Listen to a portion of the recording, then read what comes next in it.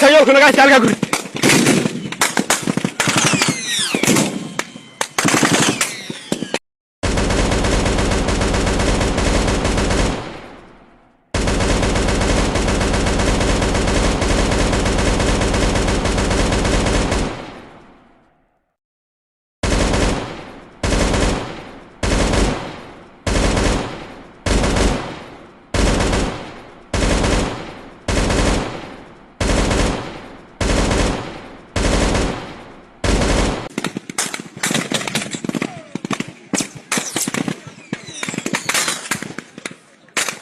Halkaas ayaa ku nagaa halka guri.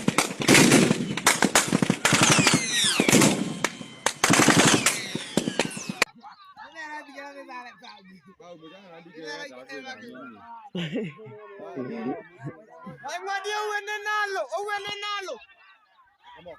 Tameta ligi. Uwene nalo.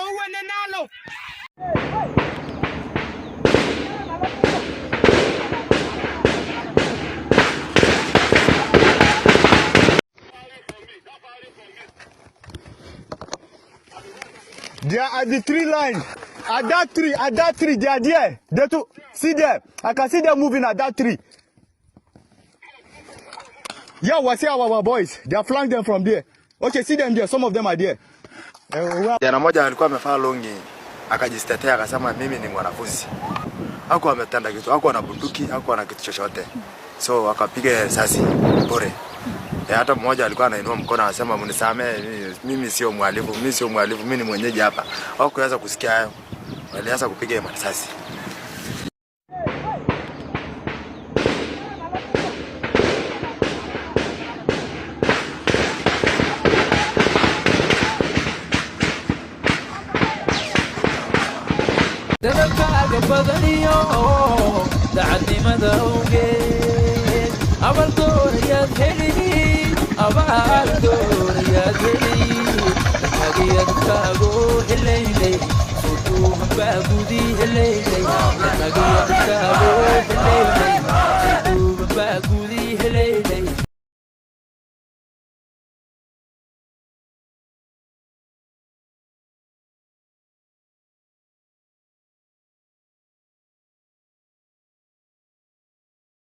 The Ministry of Defense and Kenya Defense Forces should ensure at all times, because the Constitution gives them power to protect our territory. We don't want anybody to violate our territory. I think when a territory of a nation is violated, it attracts serious repercussions and reprisals against the country or the offending forces. So I hope as we go, the people of Mandera, because if they come in, they will come to Kitui. Before we know, the terror activities might increase in the country. Jubaland forces to cross into Kenya. Under what international treaty or law are they doing this?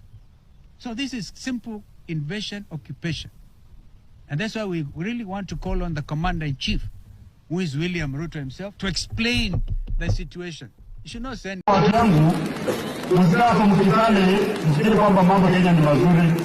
Hata upande wa usalama kuna majeshi kutoka Somalia. Mahali inaitwa Jubaland. Wamekuja mahali inaitwa Mandera. Wamekuja na mabunduki ile kubwa na magari mapickup inaitwa technicals. Ile bunduki wanapewa askari ya Kenya ya kawaida ya AP na polisi wakiona wanatoroka. Saa hizi wako Mandera, 3/4 of Mandera wamechukua. Shida yangu sio hiyo. Shida yangu ni kwamba mbona response ya security agency ijakuwa sugu. Territorial integrity of the Republic of Kenya ni jukumu la president. That one you can't delegate. And you will not blame anybody. President Ruto, that one is your responsibility. You cannot allow even an inch of Kenya to interfere with. Na juzi mimi niwaambia kwamba wacha kufungua mipaka, watu wakuja kufungua vitambulisho vya wakasema natembea taifa wa Somalia wapeane vitambulisho. Mimi si kusema wa Somali wa Kenya wajue vitambulisho. Nilisema kwamba wale wageni ambao wanataka kulenga wasikubalie kupewa vitambulisho. Sasa hawa wakora wamekuja Kenya, ile siku jeshi itaenda kule kapata hawa wakora wote wako na vitambulisho. What's going to happen? Watasema wametoka Somalia ama watasema ni watu ya Kenya. Nao ukifika kule hakutakuwa na tofauti sasa. Utawafukuza warudi Somalia ama utawashika walete kwenye senti za Kenya. We do things very casually without looking at the consequences. At the end of the day, Somalia atasema nao hawa watu ni Wakenya, wako na vitambulisho yenu is an internal insurrection. What are you going to say?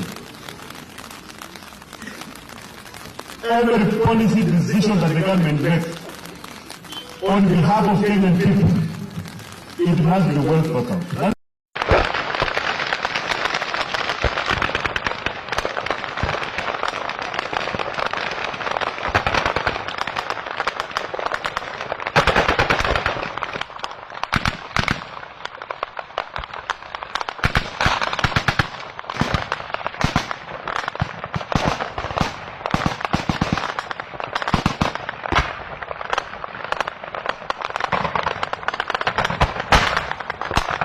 Every time there is a conflict in the Somalia side, it definitely spills over, especially if it's Bulahawa and the towns across the border. It affects Kenya.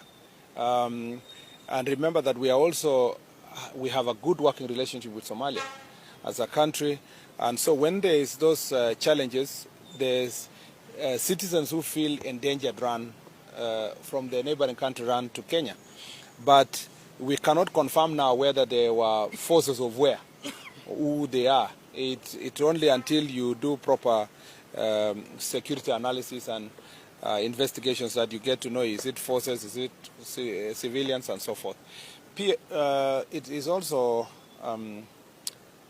it's also important to note that such security issues are handled in as security issues. So if we reach a stage where there is any challenge, we will tell the country. But at the moment, we don't have any difficulty. The complaints that have come from citizens have been looked at. The question of occupation of school, there is no school currently being occupied, as a matter of fact. And so, if there are other parts of Kenya that there is a spillover of citizens from the neighboring countries, with Somalia particularly, that will be, that's why I said the security team will work on it to make sure that they return peacefully. What our main problem in our border that we deal with as Kenya is the criminals, is the people who want to attack our country, kill people, steal property, burn, and so forth. That is really what bothers us most. But people who are running for safety, we will find ways of addressing that issue so that it doesn't also become a security challenge or a humanitarian issue in the country or security challenge. In fact, those who are asking for refugee status and to be housed and protected in Kenya, they know the procedure they go through that is enshrined in the international law. So at the moment there is